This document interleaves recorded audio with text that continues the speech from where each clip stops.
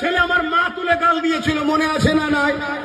আমি কিন্তু তার প্রতিবাদ করতে আসিনি, আমি আমার মায়ের হয়ে লড়তে আসিনি। আমার মাকে গাল দিয়েছে, আমার মায়ের আল্লাহ দেখেছে। আমার মাকে যখন গাল দিচ্ছিল, আমার মা তখন খোদার ঘর কাবাকে তওয়াফ করছিল, উমরাই ছিল। যে গাল দিয়েছে তাকে আল্লাহ দেখেছে।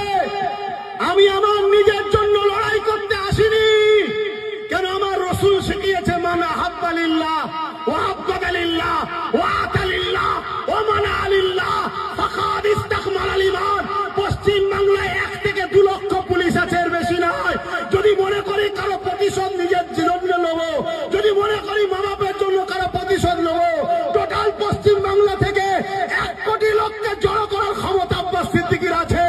1 কোটি লোককে রুখার এই বাংলায় কারো ক্ষমতা নেই।